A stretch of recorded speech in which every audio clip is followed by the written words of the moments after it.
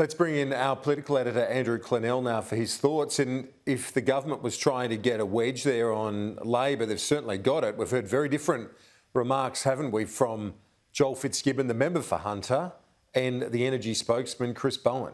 Yeah, I've spoken to Labor sources in the last hour that tell me that Fitzgibbon and Meryl Swanson are furious and feel blindsided by the ferocity of Chris Bowen's release on this matter. Chris Bowen knew the views of Fitzgibbon and did not even consult him.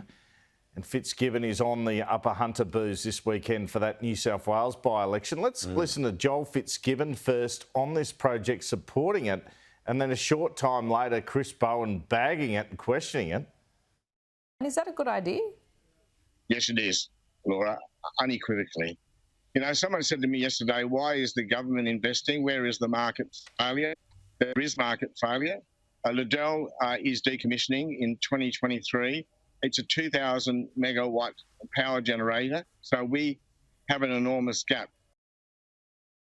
This proposal isn't justified by the economics. It isn't justified by the engineering. This is a proposal which Mr Morrison and Mr Taylor must urgently release the business case for. If they're so confident that this stacks up, release the business case to the Australian people. Show the Australian people why our EMO is wrong. Show the Australian people why the Grattan Institute is wrong. Show the Australian people why the experts are wrong.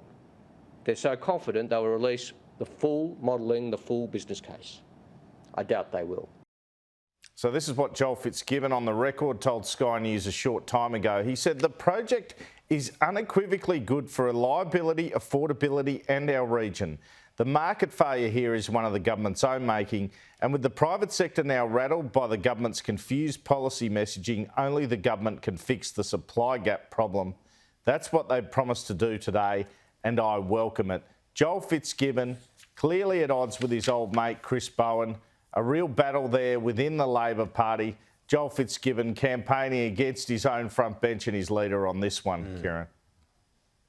Indeed, and within the New South Wales right of the Labor Party as well, that particular cohort of the ALP. So, yeah, quite the stink on, Andrew. Before you go, what about the broader question of whether it does stack up, the one that Chris Bowen put? Well, would this project be going ahead if it wasn't in a seat that the government wants to win? I think that's the big question here.